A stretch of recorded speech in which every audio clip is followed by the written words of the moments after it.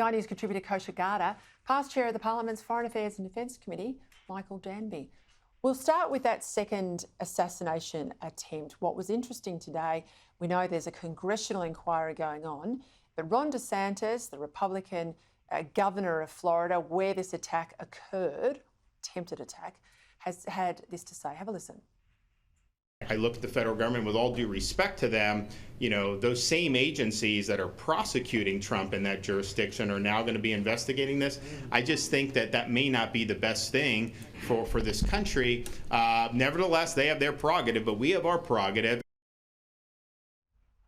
I know we always say it's historic, it's unprecedented, but I don't think we've ever been in a situation where we're only weeks out now from a presidential vote and tensions are as high as they are now.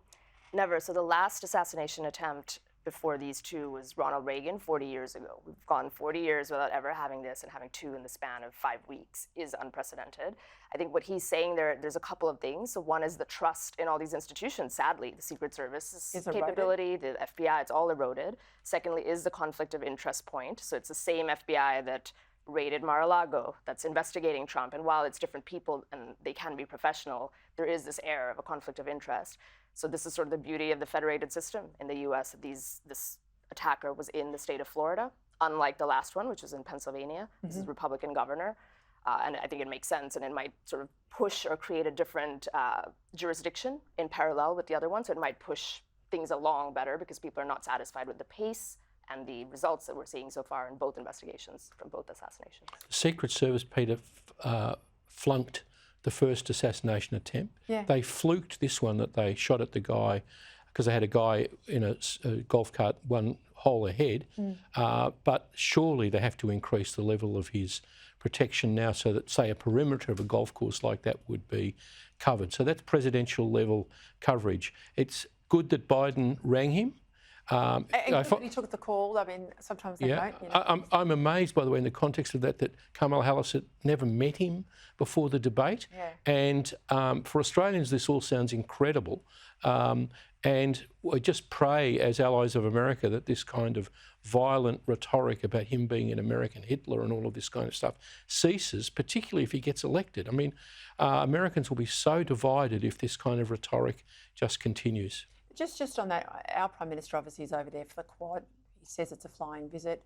I presume he's got no issues with Kamala Harris if she was to emerge as the victor, but surely given Rudd's history with Trump, Albanese would be smart to reach out to Donald Trump.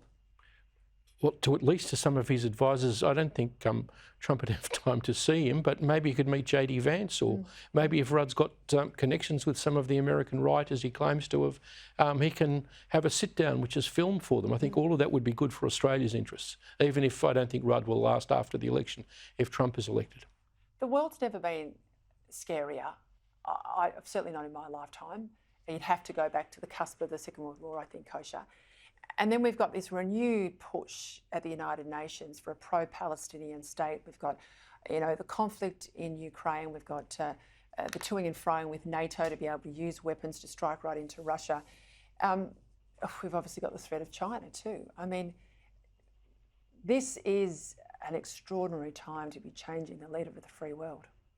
It really is. And as you've said, the world is on fire, and also the policy positions of the two candidates are in really high contrast on all of those issues. So the direction of the world is going to look very, very different if Kamala Harris gets in versus Trump. So it's probably one of the most consequential elections in that sense that I've seen in my lifetime. And then you add to that these assassination attempts on top of everything else that they've tried.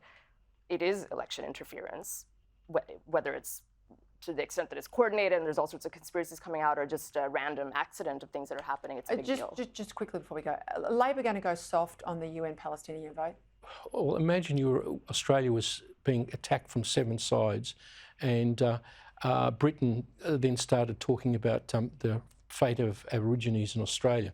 Now, the fate of Indigenous people in Australia is important, but fancy focusing on the minor issues. There's not only the Palestinian issue.